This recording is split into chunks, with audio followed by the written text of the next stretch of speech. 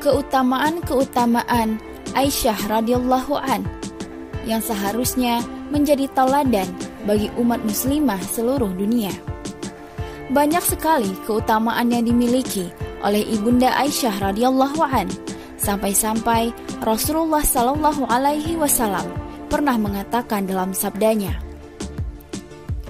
"Orang yang mulia dari kalangan laki-laki banyak, namun yang mulia dari kalangan wanita hanyalah Maryam binti Imran dan Asiyah istri Fir'aun, dan keutamaan Aisyah atas semua wanita seperti keutamaan sarit atas segala makanan."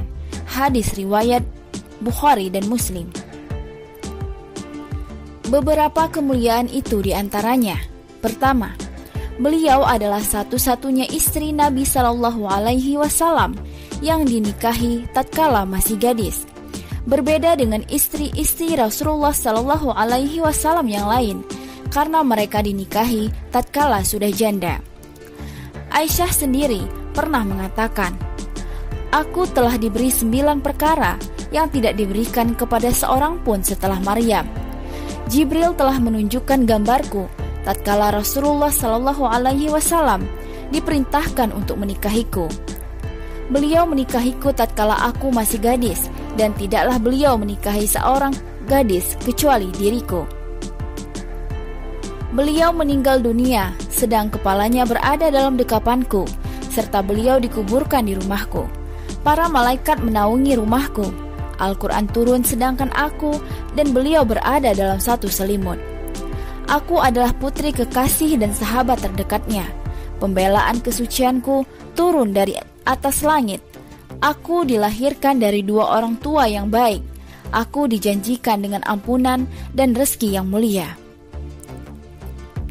Kedua, beliau adalah orang yang paling dicintai oleh Rasulullah Sallallahu Alaihi Wasallam dari kalangan wanita. Suatu ketika, Amr bin Al-As bertanya kepada Rasulullah Sallallahu Alaihi Wasallam, "Wahai Rasulullah, siapakah manusia yang paling engkau cintai?" Beliau menjawab, "Aisyah." "Dari kalangan laki-laki?" tanya Amr. Beliau menjawab, "Bapaknya." Hadis riwayat Bukhari dan Muslim. Maka pantaskah kita membenci, apalagi mencela orang yang paling dicintai oleh Rasulullah Sallallahu Alaihi Wasallam? Mencela Aisyah berarti mencela, menyakiti hati, dan mencoreng kehormatan Rasulullah Sallallahu Alaihi Wasallam. Nauzubillah. Ketiga, Aisyah adalah wanita yang paling alim daripada wanita lainnya. Berkata Az-Zuhri, apabila ilmu Aisyah dikumpulkan dengan ilmu seluruh para wanita lain, maka ilmu Aisyah lebih utama. Berkata Atta, Aisyah adalah wanita yang paling faqih dan pendapat-pendapatnya adalah pendapat yang paling membawa kemaslahatan untuk umat. Berkata Ibnu Abdil Bar, Aisyah adalah satu-satunya wanita di zamannya yang memiliki kelebihan dalam 3 bidang ilmu: ilmu fikih, ilmu kesehatan, dan ilmu syair. Keempat, para pembesar sahabat apabila menjumpai ketidakpahaman dalam masalah agama, maka mereka datang kepada Aisyah dan menanyakannya hingga Aisyah menyebutkan jawabannya. Berkata Abu Musa al-Sya'ari, tidaklah kami kebingungan tentang suatu hadis, lalu kami bertanya kepada Aisyah, kecuali kami mendapatkan jawaban dari sisinya.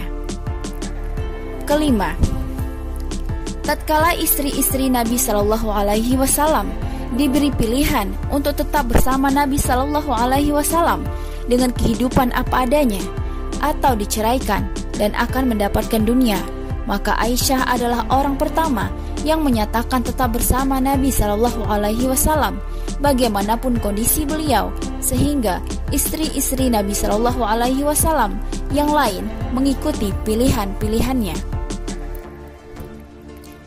Keenam, syariat tayamum disyariatkan karena sebab beliau, yaitu tatkala manusia mencarikan kalungnya yang hilang di suatu tempat hingga datang waktu sholat, namun mereka tidak menjumpai air, hingga disyariatkanlah tayamum.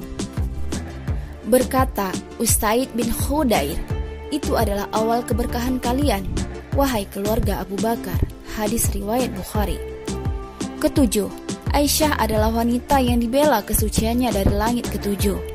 Prahara tuduhan zina yang dilontarkan orang-orang munafik untuk menjatuhkan martabat Nabi Shallallahu Alaihi Wasallam lewat istri beliau telah tumbang dengan turunnya 16 ayat secara berurutan yang akan senantiasa dibaca hingga hari kiamat. Allah Subhanahu wa Ta'ala mempersaksikan kesucian Aisyah dan menjanjikannya dengan ampunan dan rezeki yang banyak. Namun, karena ketawaduannya, kerendahan hatinya, Aisyah mengatakan, "Sesungguhnya perkara yang menimpaku atas diriku itu lebih hina bila sampai Allah Subhanahu wa Ta'ala berfirman tentangku melalui wahyu yang akan senantiasa dibaca." Hadis riwayat Bukhari. Oleh karenanya, apabila Masyruk meriwayatkan hadis dari Aisyah, beliau selalu mengatakan, "Telah bercerita kepadaku Siddiqah binti Siddiq, wanita yang suci dan disucikan." Kedelapan, barang siapa yang menuduh beliau telah berzina, maka dia kafir, karena Al-Quran telah turun dan menyucikan dirinya, berbeda dengan istri-istri Nabi Shallallahu Alaihi Wasallam yang lain.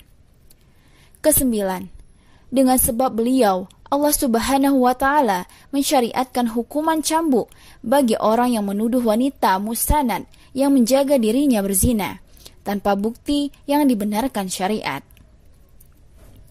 Kesepuluh, tatkala Rasulullah Shallallahu Alaihi Wasallam sakit, beliau memilih tinggal di rumah Aisyah dan akhirnya beliau pun meninggal dunia dalam dekapan Aisyah.